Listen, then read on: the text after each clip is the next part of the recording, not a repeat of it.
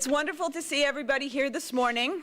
I think I know most of you, but in case I don't, I'm Liz Burns. I'm the library's director. It's my privilege to be the director here at this wonderful library, the jewel, we call it the Jewel of the East End.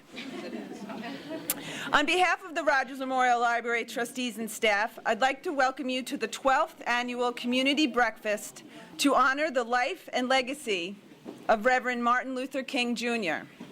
This is always a very special event for the library, and I'm honored to have you all here as we reflect and remember the works of a man who holds such an important place in history, from our nation right down to our community. I'd also at this time like to thank the staff here at the library, primarily the programming department, for putting this event together. Under their guidance, it runs like a well-oiled machine, and we do have staff from other departments who always pitch in to help, and we couldn't do it without them. I also have to give kudos to Penny Wright, who is in charge of the programming department. Did most of the legwork on this with her staff, with the assistance of her staff. Penny couldn't be with us today. She injured her back in one of our icy days, so I know we all send her good wishes for a speedy recovery. In Penny's absence, I've been relying on Yvette Postel, who's out in the lobby out there. Couldn't have done this without Yvette. I just do what Yvette tells me to do, and all will be fine. I just want to share one quick story that I was thinking about this morning on my way here. I attend the Presbyterian Church in Southold, and yesterday's sermon was just wonderful, and I just quickly want to share just a little synopsis of what our minister, what his children's time. We have like in many churches, we have a time where he invites the children up, and he read this story. Which, okay, I'm not going to read the story. I'm a librarian, but I won't read the story. But it's called 10 Little Fingers and 10 Little Toes by Mem Fox. And I'm sure some of you might be familiar with this book, but it was just a wonderful little mini sermon that he did about to this group of children who probably averaged an age of maybe 5 or 6. We have a lot of little ones. And it's just a story about all children have 10 little toes and 10 little fingers and 10 little toes. And all the children in the story come from different parts of the world. And it was just a great lesson for these kids in honor of Martin Luther King's Jr.'s birthday. And I just wanted to share that with you. The kids really got it. You know, they listened, they understood. But you know what was so interesting was that they didn't really think it was any big deal. Like, all these kids were different, and they came from different places. And it didn't really matter to them. And at the end, one little boy, a precocious, very bright little boy who challenges the minister almost every weekend, raised his hand, and after hearing about all these babies with 10 little fingers and 10 little toes, he raised his hand and he said, well, what if they don't have 10 little fingers and 10 little toes? Because I know people that don't. And it was wonderful. It was so refreshing. So I just, you know, in the spirit of that story, it's wonderful to be here. And now at this point, enough from me, because you really didn't come here to hear from me. I'm going to ask Pastor Lyons to come up and begin the morning with a prayer. Thank you.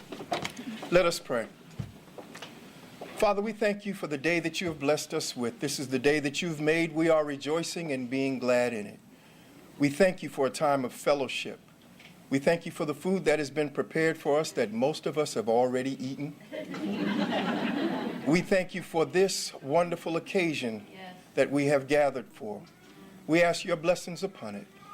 May we reside in the peace of the one who died for our peace. In Christ's name we pray. Amen. Thank you, Reverend Lyons. Now at this time, I'm going to rustle through my papers a little bit more. And we're going to have 2 songs. And with us today is Sherry Elder. Sherry Elder, well, you have to hear a little bit about Sherry. Sherry Elder is a singer, songwriter, and musician. Her music is influenced by old school pop and R&B with a classical contemporary flair. At age 6, she attended East End Art School to study piano and after graduating from West Hampton Beach High School, went on to receive her BFA in Arts Management with a concentration in music and broadcasting. Sherry has been heavily involved in music theater productions as well as hosting various community events.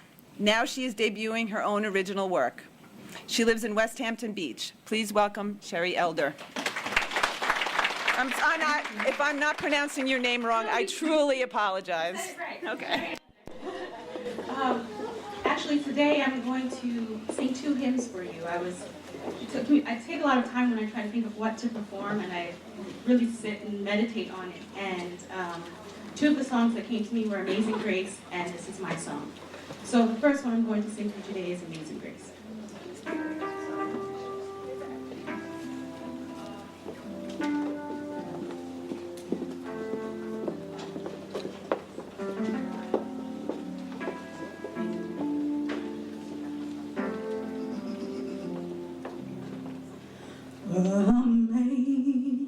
Amazing grace, how sweet the sound that saved a wretch like me.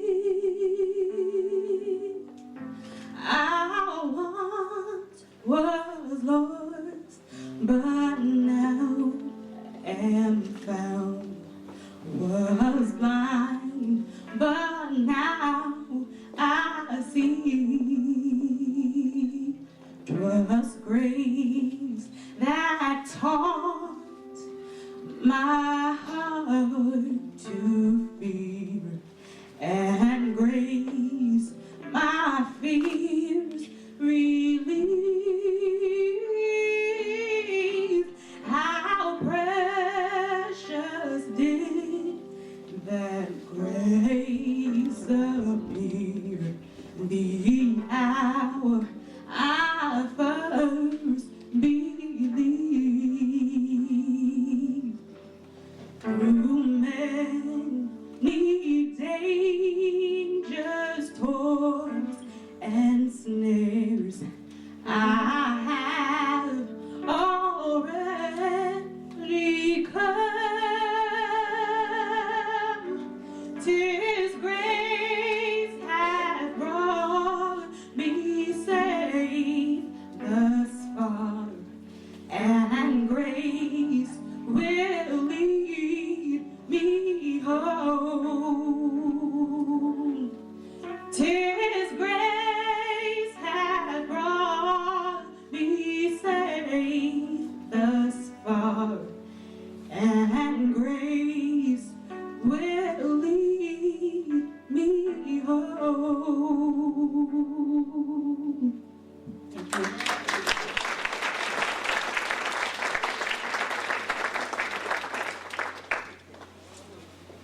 The next song is This Is My Song. I'm going to sing it a cappella. I couldn't find music for it, but I feel like there's a reason for that. Maybe it's more about the words than the music. This is my song, O God of all the nations, a song of peace for lands afar and mine. This is my hope, the country where my heart is. Here are my hopes, my dreams, my holy shrine. But other hearts in other lands are beating with hopes and dreams as true and high as mine. My country's skies are bluer than the ocean, and sunlight beams on clover leaf and pine.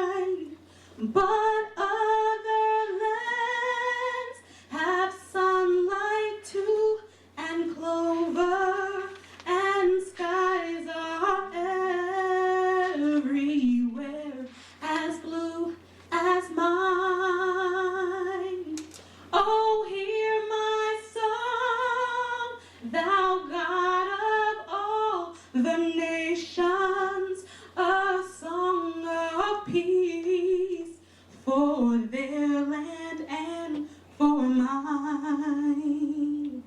This is my prayer, O Lord of all earth's kingdoms. Thy kingdom come, on earth thy will be done.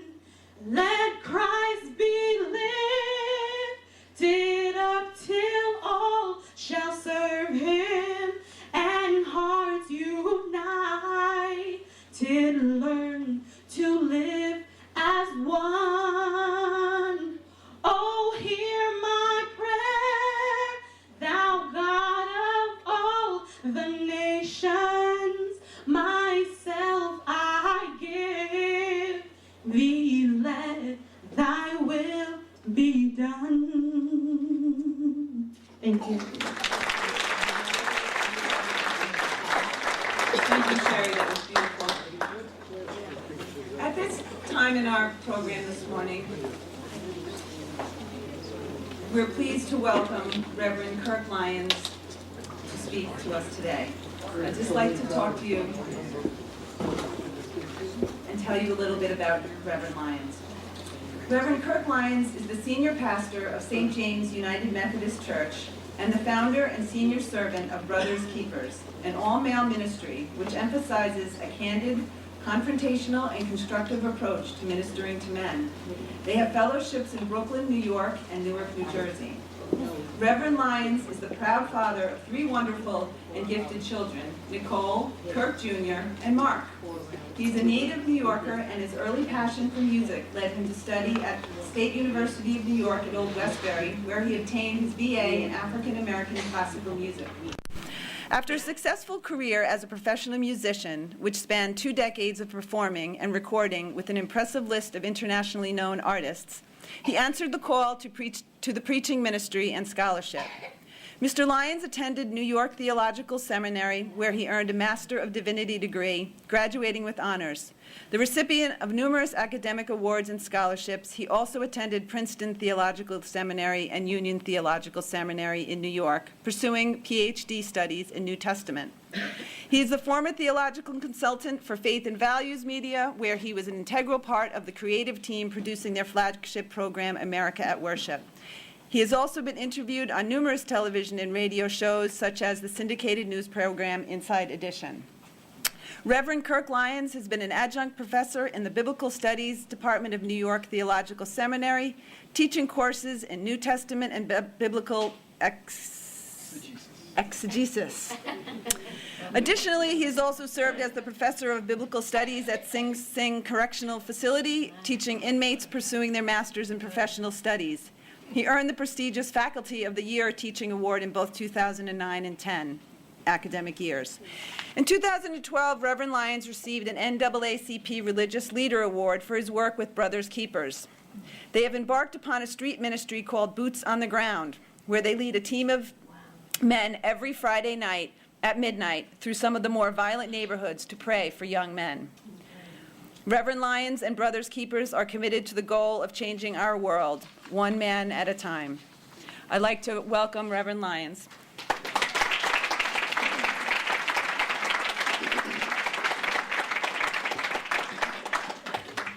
Thank you so much for that introduction. That will probably be about as long as my address.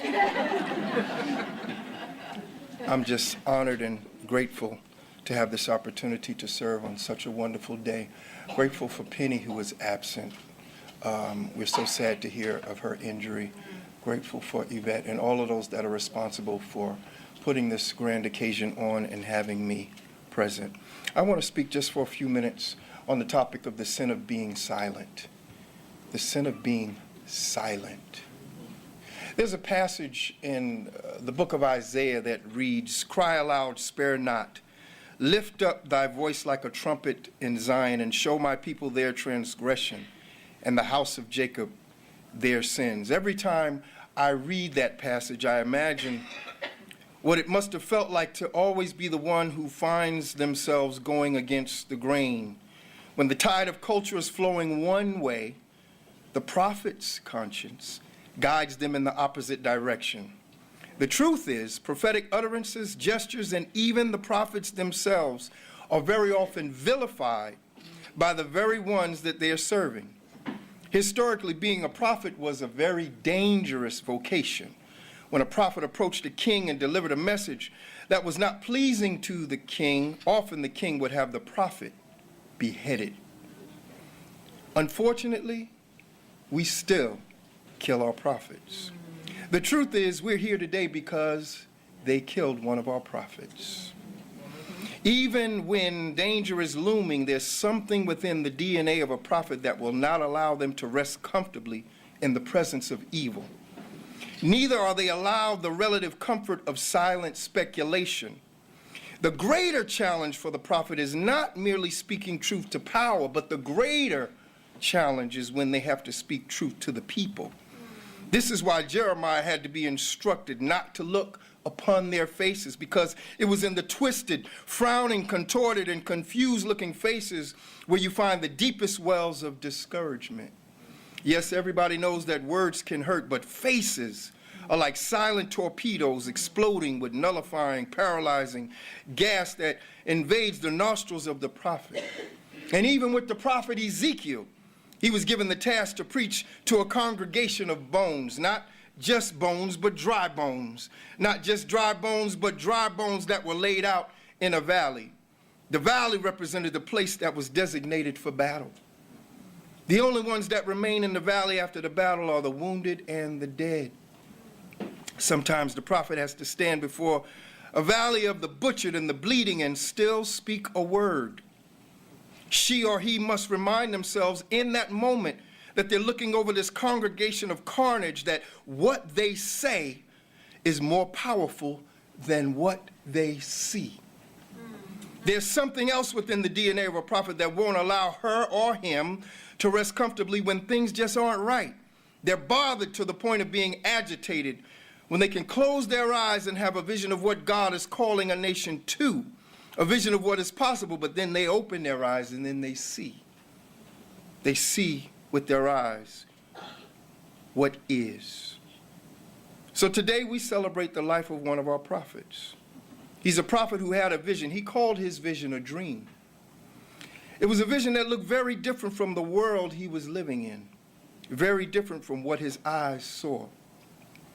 I doubt that Dr. King was shocked by the response of those that were in power to his dream.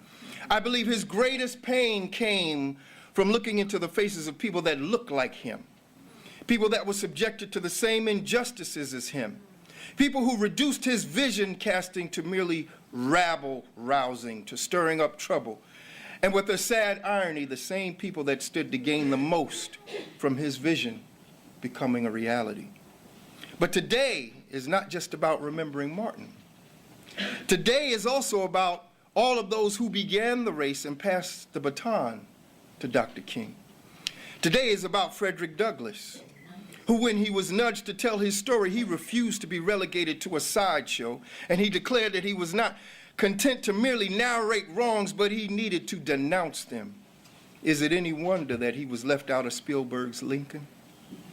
Today is also about Nat Turner, who, when he read the book of Revelation, he saw it as a blueprint for a revolution. He was inspired by the notion that good would overcome evil, but he realized good has to first stand up and fight evil. Today is also about Harriet Tubman.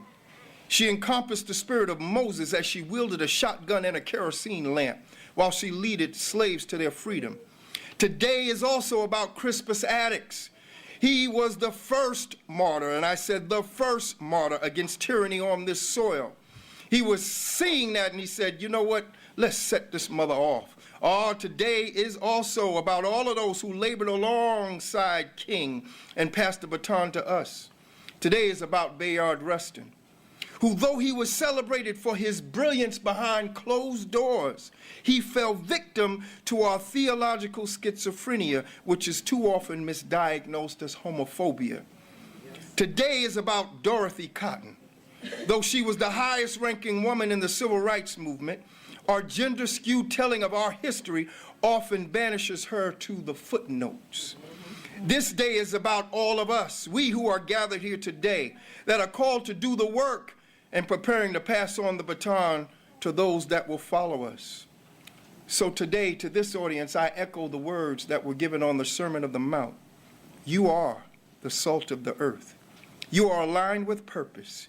You're not allowed to aimlessly wander through life like an unanswered question. You're not a tumbleweed or a throw rug. You're not a doorstop. Purpose is your birthright. You are distinguished from merely being one out of a possible many. He meant you are distinguished from being an option out of several choices. You are the choice. When he said you are the salt, he was teaching them and us that we are that agitating agent that can alternately bring healing, preservation, or pain, or even death when necessary.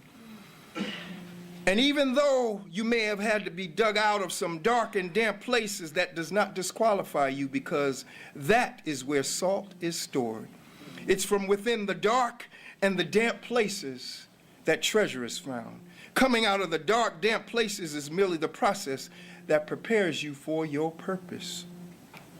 So today, as we are gathered here today, we're still faced with some of the same things that even Isaiah was confronted with when he made that declaration. You see, Israel thought that all was well because they were fasting. They thought that all was well because they were observing the Sabbath. We're in trouble when our rituals replace our relationships. The biblical world was a world of low tech and high touch. What we've become now is a high-tech world, but with low touch. We text more, but we talk less. We Skype more, but we visit less. But the call to cry aloud and spare not is still an imperative. Yes, it's still a command for us. Isaiah said, lift up your voice like a trumpet, and trumpets are used to assemble the troops. Unlike a saxophone, a trumpet is not naturally soothing. You see, a trumpet has to be muted in order to be soothing. But this was not a call for a voice that soothes or sedates. It was for a voice that awakens, alarms and alerts, a voice that screams, a voice that shatters, a voice that cuts through the calm of compromise and stirs up the righteousness that's been resting, a voice that jars the justice that's been slumbering, a voice that wakes up the consciousness of a culture that's being seduced by scandal, distracted by deception, and found reveling in Real Housewives. Your trumpet could be your song. Your trumpet might be your sermon. Your trumpet might be your poem. It might be your dance. But whatever your trumpet is, it's time to blow your trumpet. Now let me finish by saying we need to look at every Martin Luther King Day as report card day. Can I read the report card? We've elected and re-elected the nation's first African American president. Now that would seem like an A, wouldn't it? However, all that it has done is expose a lot of the racial prejudice that was lurking in the shadows. My friends, that would be an F. We've demonstrated a love for our neighbors by sending aid to Haiti, Japan, and other nations when they've been beset by natural disasters. Now that would really seem like an A. But when we juxtapose it with how we have failed to love ourselves, which is highlighted by the blight that still exists in New Orleans and surrounding communities that were ravaged by Hurricane Katrina, when we juxtapose it with the scandal surrounding the misuse of funds from Hurricane Sandy, when we recognize the embarrassing levels of hunger and homelessness right here at home, my friends, that would also be an F. Now, we got to admit that we've made some strides in banning the sale of assault rifles. That would seem like an A, but when we look a little deeper and realize that that was a response to the weapon of choice in mass killings in white suburbs, while the handguns that do the bulk of the killing in urban communities are largely ignored, again, that would be an F. Finally, we have to admit today that there are far more black and brown folk living in exclusive gated communities. Now, that would really seem like an irreversible A. However, when we acknowledge that these gated communities are our penitentiaries, that would also be an F. So you see, today the words of Isaiah still ring out with just as much relevance, just as much potency, just as much urgency. For as Martin once said, our lives begin to end the day we become silent about the things that matter. Thank you.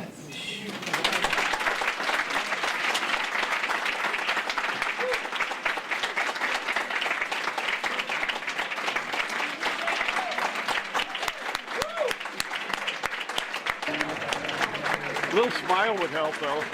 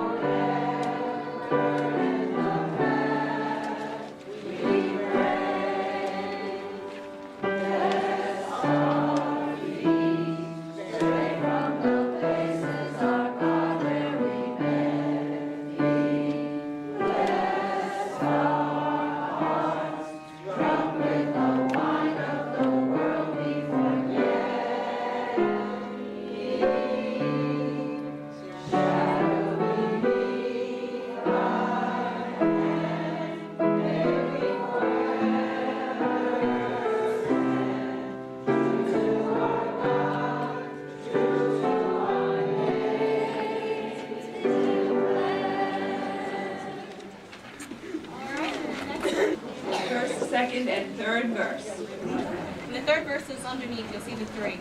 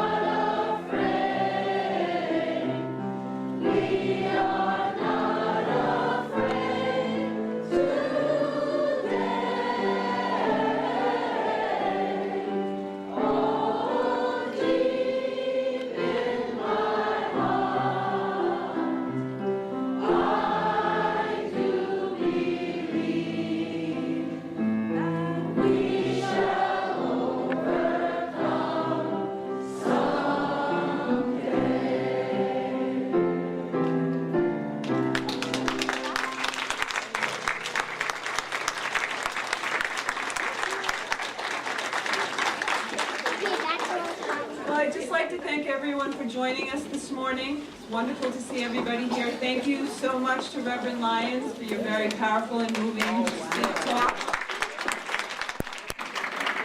And thank you to Sherry Elder for some wonderful songs. We're fortunate to have all of you here today. Please go and enjoy the rest of this very special day.